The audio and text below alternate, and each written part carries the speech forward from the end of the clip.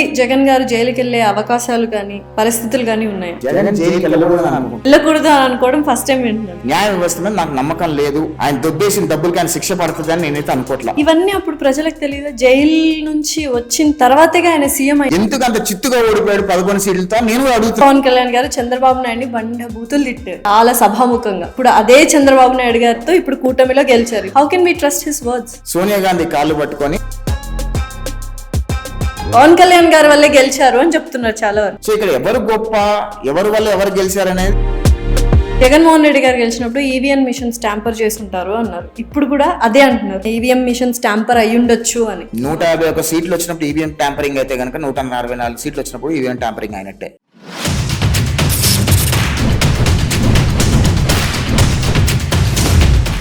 Hi, hello, నమస్తే, welcome to our channel. So ప్రస్తుతం స్టూడియోలో మనతో పాటు ఉన్నారు సోషల్ యాక్టివిస్ట్ యష్ పొద్దులూరి గారు. నమస్కారం. నమస్కారం. జగన్ గారు ఒక ఇంటర్వ్యూలో సస్టైనబుల్ డెవలప్మెంట్ చూపించాలని నేను ఇటువంటి సిస్టమ్ని కానీ ఇటువంటి పందాన్ని కానీ ఎంచుకున్నా అని చెప్పారు. లైక్ వైజాగ్లో పోర్ట్ ఏరియాని డెవలప్ చేయడం దగ్గర నుంచి, తర్వాత కాలేజెస్, మెడికల్ కాలేజెస్ రావడం దగ్గర నుంచి, నాడు నేడు ప్రోగ్రామ్స్ అన్ని చిన్నప్పటి నుంచే స్టూడెంట్స్ యొక్క డెవలప్మెంట్ ఉంటేనే ఫ్యూచర్ అంతా బాగుంటుందన్న ఒక ఉద్దేశంలో నేను ఇటువంటి సస్టైనబుల్ డెవలప్మెంట్ పాత్ ని చూస్ చేసుకున్నా అన్నారు. దానికి మీరు ఛాన్స్. సస్టైనబుల్ డెవలప్మెంట్ పాత్ లో మీరు మెడికల్ గురించి మాట్లాడారు, మెడికల్ కాలేజ్ గురించి మాట్లాడారు. మెడికల్ కాలేజ్ సీట్స్ అప్గ్రేడేషన్ అనేది ఎప్పుడు జరిగిందో మీకు తెలుసా?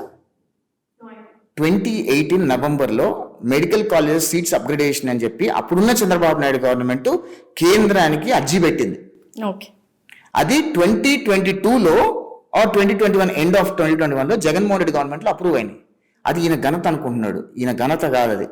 ఎందుకంటే సెంట్రల్ గవర్నమెంట్ ఎప్పుడు కూడా ఎవ్రీ 4 years 5 yearsకి మెడికల్ కాలేజ్ సీట్స్ రివైజ్ చేస్తూ ఎక్కడెక్కడ నెసెసిటీ ఉంటుందో ఆ నెసెసిటీ ప్రకారం ఇచ్చుకుంటూ వెళ్తుంది. ఈయన చేసిన గొప్పతనం కాదు, గత గవర్నమెంట్ చేసింది అర్జీ పెట్టుకుంటే వీళ్ళు అప్రూవ్ వచ్చింది, వీళ్ళు క్రెడిట్ తీసుకున్నారు. ఒకటి. రెండోది సస్టైనబిలిటీ అంటున్నారు. సస్టైనబిలిటీ ప్రకారము ఎగ్జిస్టింగ్ ఎక్కడైతే పాత్ ఉందో ఎగ్జిస్టింగ్ పాత్ ని కంటిన్యూ చేస్తారా, లేదా ఎగ్జిస్టింగ్ పాత్ ని డిస్ట్రాయ్ చేసి మళ్ళీ న్యూ పాత్ క్రియేట్ చేయడానికి టైం పట్టే న్యూ పాత్ ని ఎంచుకుంటారా? ఎగ్జిస్టింగ్ పాత్ ఆల్రెడీ ఉన్నప్పుడు ఎగ్జిస్టింగ్ షాడోలో ఏదైతే మనకి అద్భుతంగా నడుస్తుంది, ఫలితాలు వస్తున్నాయి అనుకున్న విషయాన్ని కంటిన్యూ చేయాలి కదా. అది ఎందుకు కంటిన్యూ చేయాలి? న్యూ పాత్ అంటారు. న్యూ పాత్కి వెళ్ళాడు. న్యూ పాత్కి వెళ్ళడం వల్ల ఏమైంది? ఆ న్యూ పాత్ ఆ డిజైన్ కూడా ఆయనకు అర్థం కాల. ఆ అర్థమయ్యేసరికి 5 సంవత్సరాలు అయిపోయింది. దానిలో నాడు నేడు అనే కాన్సెప్ట్ తీసుకొచ్చి 2 years కరోనా కూడా వచ్చింది కదండి. Everything have stopped. He has got only 3 years. నేను exactly I'm telling you, 2 years corona వచ్చింది, కరోనాను సాకు పెట్టుకొని అడ్మినిస్ట్రేషన్ ఆగిపోయింది. ఇవన్నీ కాదు. They would have done way better than. నేను చెప్తానమ్మా, మాకు కూడా నేను చెప్తా.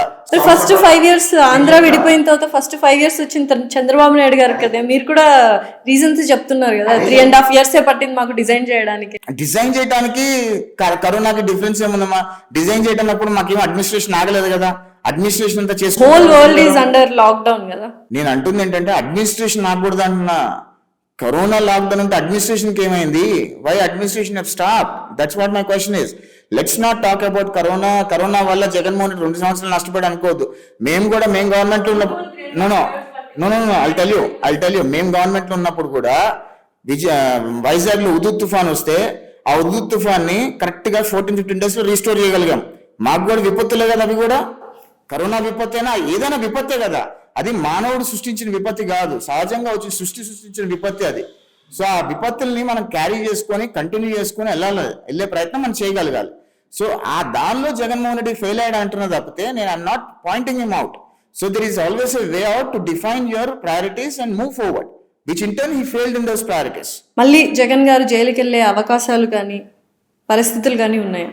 జగన్ జైలుకి వెళ్ళకూడదని అనుకుంటున్నాను. వెళ్ళకూడదు అనుకుంటున్నాను. ఫస్ట్ టైం అంటే టీడీపీ మనిషి వెళ్ళకూడదు అని అనుకోవడం ఫస్ట్ టైం వింటున్నాను. జగన్ జైలుకి వెళ్ళకూడదు అని అనుకుంటున్నా. ఎందుకంటే జగన్ ఇప్పుడు జైలుకి వెళ్ళాడంటే మిగతా కేసెస్ ఇప్పుడు లాస్ట్ 5 years లో ఏదైతే దరిద్రాలు చేశాడు, ఏదైతే స్కాములు చేశాడు, ఏదైతే అట్రాసిటీస్ చేశాడో అవన్నీ పెండింగ్ లో పడిపోతాయి. సో నేను అంటుంది ఏంటంటే my appeal to government of Andhra Pradesh is pull all the scams what Jaganmohan Reddy have done in the last 5 years. అన్ని స్కామ్స్ తీసుకొచ్చి ప్రజల మధ్యలో పెట్టండి. ప్రజలు చూపించండి, ఇంత దరిద్రం చేశాడు, ఇంత దోచుకున్నాడు, ఇంత తినేసాడు అని చూపించి let people of Andhra decide what has to be done. ఎందుకంటే నాకు పర్సనల్ గా do you think practically it works out? No, I tell you, నాకు పర్సనల్ గా న్యాయస్థానం మీద నాకు నమ్మకం లేదు. నాకు పర్సనల్గా నమ్మకం లేదు. I'm not pointing out anything. న్యాయ వ్యవస్థ మీద నాకు నమ్మకం లేదు అనేది నా పర్సనల్ ఒపీనియన్. ఎందుకంటే 13 సంవత్సరాలుగా భారతదేశ చరిత్రలో ఏ రాజకీయ నాయకుడు బెయిల్ మీద ఉన్న రాజకీయ నాయకుడు ఎవరు ఉన్నారా? ఓన్లీ 1% జగన్మోహన్ రెడ్డి ఒక్కడే 13 సంవత్సరాలుగా బెయిల్ మీద ఉన్నాడు. 43,000 కోట్ల రూపాయల ప్రజాధనం దొబ్బేసి 16 నెలలు జైల్లో చిప్పకూడి వచ్చి 13 సంవత్సరాలుగా బెయిల్ మీద ఉండి 5 సంవత్సరాలు ముఖ్యమంత్రి అయ్యి ఇంత దరిద్రం సృష్టించినా ఆయనకేదో న్యాయం జరుగుతుంది, ఆయన దొబ్బేసిన డబ్బులకి ఆయన శిక్ష పడుతుంది అని నేనైతే అనుకోవట్లా. ఇవన్నీ అప్పుడు ప్రజలకు తెలియదా? జైలు నుంచి వచ్చిన తర్వాతగా ఆయన సీఎం అయ్యారు. అందుకనే కదా జైలు నుంచి వచ్చిన తర్వాత ప్రజలు ఎందుకు అంత మద్దతు భారీ మెజారిటీతో ఎందుకు గెలిపించారు? నేను అదే అంటున్నా, అదే భారీ మెజారిటీతో ఓడిచ్చారు కదా. ఇప్పుడు ప్రజలు తెలుసుకున్నారు కదా కూటమి వల్ల. కూటమి లేకపోయినా జగన్మోహన్ రెడ్డి కూటమి లేకపోయినా 154 సీట్స్ ఎలా అయినా మెజారిటీ జగన్ గారికే వచ్చింది. ఏమమ్మా, కూటమి లేకపోతే 2019 ఎలక్షన్స్ లో 151 సీట్లతో గెలిచాడు జగన్మోహన్ రెడ్డి. అప్పుడు యాంటీ ఇన్కంపెన్సీ లేదు. Just because Telugu Desam and Janasena were not allied, Kapu సామాజిక వర్గం ఓట్లు చీలిపోయినాయి. మీరు 2019లో 151 సీట్లు వచ్చినప్పుడు కూడా, తెలుగుదేశంకి 23 సీట్లు వచ్చినప్పుడు కూడా మార్జినల్ స్లైట్ డిఫరెన్స్ తోనే జగన్మోహన్ రెడ్డి గెలిచాడు. ఓట్ బ్యాంక్ షేర్ పెద్ద ఏం డిఫరెన్స్ ఏం లేకుండింది. ఎక్కడైతే కాపు సామాజిక ఓట్లు దాదాపు 40-45 సీట్లలో 1000 నుంచి 10,000 ఓట్లతో చీలిపోయిన ఓట్లన్నీ అలాకొచ్చినాయి. లేదంటే చంద్రబాబు నాయుడు కూడా at least got 60-65 seats. YS Rajasekhara Reddy గారు చనిపోయినప్పుడు చాలా యూజువల్ గా అన్ని చోట్ల జరిగేది సింపతి ఓట్లతో గెలిచేది, నెక్స్ట్ కొడుకే అనుకున్నారు. బట్ అక్కడ వర్కౌట్ అలా చంద్రబాబు నాయుడు గారిని నమ్మారు. Let me finish. Chandrababu Naidu గారిని నమ్మారు. 2014 నుంచి 2019 అంత కరెక్ట్ గా చంద్రబాబు నాయుడు వర్క్ చేసినప్పుడు అంత దారుణంగా ఓడిపోవాల్సిన అవసరం ఏముంది? ప్రజలకి ఎందుకు అంత అన్యాయం చేయాల్సి వచ్చింది? ఎందుకు ఓడిపోయారు? నేను అదే అడుగుతున్నా. 2019 నుంచి 2024 వరకు జగన్మోహన్ రెడ్డి అన్న అద్భుతాలు సృష్టించి ప్రజలకు అంత సేవ చేస్తే ఎందుకు అంత చిత్తుగా ఓడిపోయాడు 11 సీట్లతో? నేను అడుగుతున్నా. ఫస్ట్ లో ఎందుకు ఓడిపోయారు?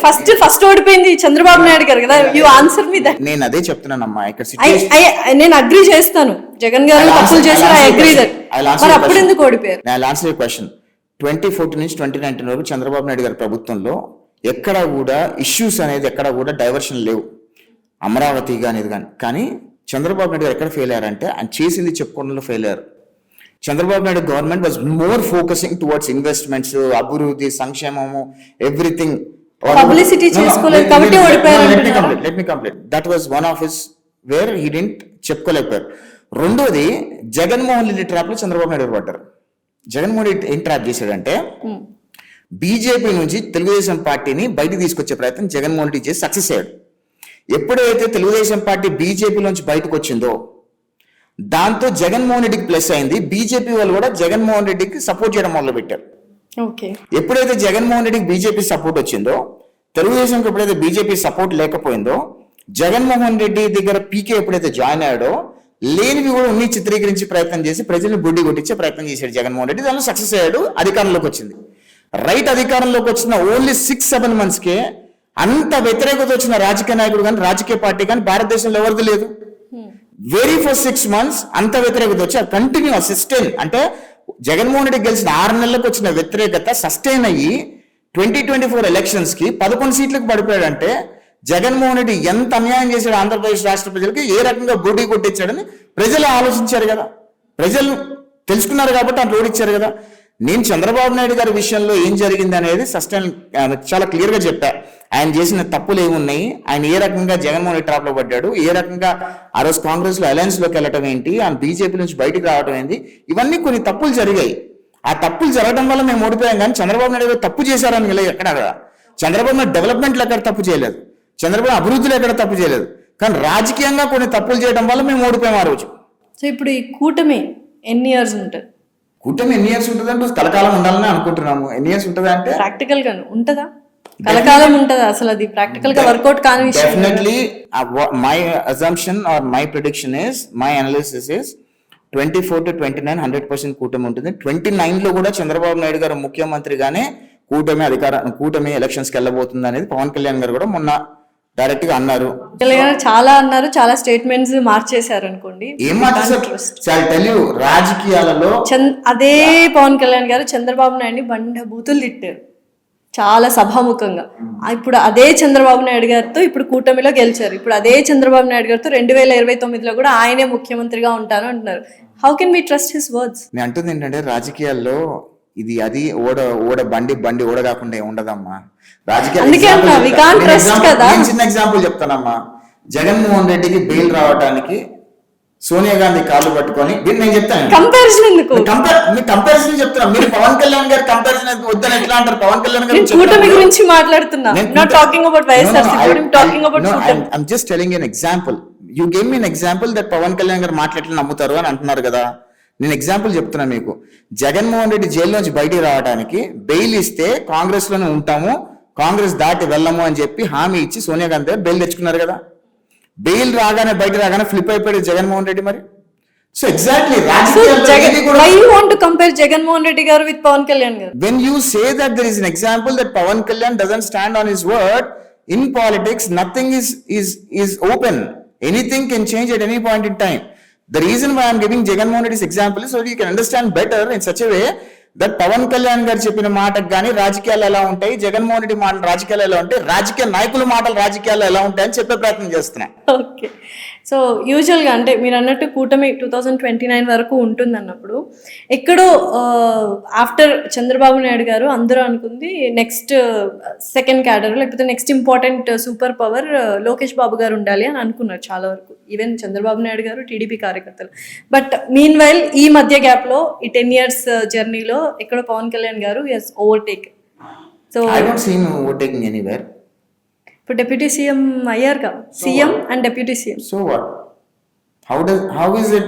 ఇప్పుడు See, రెండు పార్టీలు ఇప్పుడు ఆంధ్రాలో సూపర్ పవర్ఫుల్ పర్సన్స్ ఎవరు అనగానే టక్కున గుర్తొచ్చేది చిన్నపిల్లలకైనా పెద్దవాళ్ళకైనా చంద్రబాబు నాయుడు గారు, నెక్స్ట్ పవన్ కళ్యాణ్ గారు అంటారు. ఇంకా ఎక్కువగా మాట్లాడితే పవన్ కళ్యాణ్ గారు వల్లే గెలిచారు అని చెప్తున్నారు చాలా వరకు. ఈ స్టేట్మెంట్ ని మీరు ఎలా కాంట్రడిక్ట్ చేస్తారా, ఓకే చేస్తారా ఏంటి? నేను కాంట్రడిక్ట్ ఏం లేదమ్మా. ఎప్పుడైనా గుర్తు అలయన్స్ లోకి వచ్చాము, అలయన్స్ లో గెలిచాము, we all respect each other. YCP వాళ్ళు కొంతమంది మాట్లాడతారు, జనసేన వాళ్ళు కొంతమంది మాట్లాడతారు, కొంతమంది తెలిసి తెలియని వాళ్ళు కొంతమంది మాట్లాడతారు. My way of taking is very simple. 2019లో మేము కలిసి పోటీ చేసినంటే డిఫరెంట్గా ఉండేది. 2024లో కలిసి పోటీ చేసాము. ఓటు బ్యాంక్ అంతా కన్సాలిడేట్ అయింది. ఆ ఓటు బ్యాంక్ కన్సాలిడేట్ అవ్వడం వల్ల 164 వచ్చినాయి మాకు సీట్లు. ఓకే, ఎప్పుడైనా సరే తెలుగుదేశం పార్టీకి, పవన్ కళ్యాణ్ పార్టీకి కాపు సామాజిక వర్గం ఓటు బ్యాంక్ అనేది ఎప్పుడు వాళ్ళకి సస్టైన్ ఓటు బ్యాంక్. 2019లో ఆయన ఒక్కళ్ళు సింగిల్గా పోటీ చేస్తే ఆయనకి ఏ సీట్లు రాలేదు, ఒకటే సీట్ వచ్చింది. రైట్. 2024లో అలయన్స్లో పోటీ చేస్తే ఆయన తీసుకున్న 21 సీట్లు వచ్చినాయి. ఎందుకంటే ఓట్ కన్సాలిడేషన్ జరిగింది అక్కడ. సో ఇక్కడ ఎవరు గొప్ప, ఎవరి వల్ల ఎవరు గెలిచారనేది ప్రజలకు తెలుసు. వైసీపీ జనసేన పార్టీ వాళ్ళు పవన్ కళ్యాణ్ వల్లే మనం తెలుగుదేశం గెలిచిందని చెప్పొచ్చు, తెలుగుదేశం పార్టీ వాళ్ళు మా వల్లే మీరు 21 గెలిచారని మనం చెప్పొచ్చు. But that's not how the politics works. Politics is all about win win situation. ఇంకొక టాపిక్ ఏంటంటే it's not my opinion, it's generalised opinion. Jaganmohan Reddy garu గెలిచినప్పుడు ఈవీఎం మిషన్స్ ట్యాంపర్ చేసి ఉంటారు అన్నారు. ఇప్పుడు కూడా అదే అంటున్నారు, ఈవీఎం మిషన్స్ ట్యాంపర్ అయ్యి ఉండొచ్చు అని. సో ఏంటి నిజంగానే అలా జరుగుతుందా? I just want to know what. 151 సీట్లు వచ్చినప్పుడు ఈవీఎం ట్యాంపరింగ్ అయితే కనుక 164 సీట్లు వచ్చినప్పుడు ఈవీఎం ట్యాంపరింగ్ అయినట్టే. Okay, very simple answer. Jaganmohan Reddy ఈరోజు బీద ఏడుపులు ఏడుస్తూ ఏదో చిన్న చిన్న పిల్లలు మాట్లాడినట్టు మాట్లాడుతున్నాడు ఈరోజు. మరి 151 సీట్లు వచ్చినప్పుడు ఎందుకు మాట్లాడలేదు జగన్ రెడ్డి, 144 సీట్లు వచ్చినప్పుడు ఎందుకు మాట్లాడుతున్నాడు జగన్ రెడ్డి అని సామాన్య ప్రజలు అడుగుతున్నారు. Very simple answer. 151 సీట్లు వచ్చినప్పుడు కనుక ఈవీఎం ట్యాంపరింగ్ జరిగి ఉంటే 164 సీట్లు వచ్చినప్పుడు కూడా ఈవీఎం ట్యాంపరింగ్ జరిగింది. ఎందుకు డౌట్ వస్తుంది అంటే అందరికీ అని కాదు, చాలా తక్కువ మందికి, చాలా తక్కువ ప్లేస్ పీపుల్కి. ఎందుకంటే ఫర్ ఎగ్జాంపుల్ ధర్మవరంలో కేతిరెడ్డి వెంకటరామరెడ్డి గారు ఉన్నారు. ఇట్స్ లైక్ ఎవరు పోటీ చేసినా అక్కడ ఆయన గెలుస్తారు, అది అందరికీ తెలిసిన విషయమే అని అనుకున్నారు. కన్ఫామ్గా ఆయన గెలుస్తారు అనుకున్నారు. అలాంటి వ్యక్తి కూడా ఓడిపోవడం అనేది చాలా ఆశ్చర్యకరంగా ఉంది, షాక్గా ఉంది. కేతిరెడ్డి మీద భయంకరమైన నెగిటివిటీ ఉంది. కేతిరెడ్డి మీద చాలా భయంకరమైన. కేతిరెడ్డి గురించి ఏమనుకుంటారు తెలుసా? ఆయన మార్నింగ్ వాక్ లో ఎక్కడెక్కడ పొలాలు ఉంటాయి, ఎక్కడెక్కడ ఏది కబ్జా పెట్టచ్చు అని చూడటానికి మార్నింగ్ వాక్ వస్తాడని చెప్పి ఆ గ్రామ ప్రజల్లోనే, ఆ నియోజకవర్గ ప్రజలు. నేను కూడా వెళ్ళి మార్నింగ్ టాక్ లో ఆయనతో ఇంటర్వ్యూ జరగడం జరిగింది. ఆయన ఇళ్ల మధ్యలో రెసిడెన్షియల్ ఏరియాలో గుడ్ మార్నింగ్ ధర్మవరం చేస్తారు కానీ బయట అవుట్స్కట్స్ లో ఏవే ఉన్నాయని చేయడానికి వెళ్ళరు. నేను చెప్తున్నాను, ఐ హావ్ బీన్ దేర్ అని. నేను అంటుంది ఏంటంటే ఆ నియోజకవర్గంలో మీరు అంటున్నారు ఆయనకి పాజిటివిటీ ఉంది అంటున్నారు. నిజంగానే ఉంది. అదే అంటున్నా. మేము కూడా ఎలక్షన్ లో 2 నెలలు క్యాంపెయిన్ చేసాం. నేను వచ్చి 2 months ఉద్యోగం వదిలేసుకొచ్చి బిజినెస్ వదిలేసుకొచ్చి ఆంధ్రప్రదేశ్ రాష్ట్రంలో క్యాంపెయిన్ చేశా.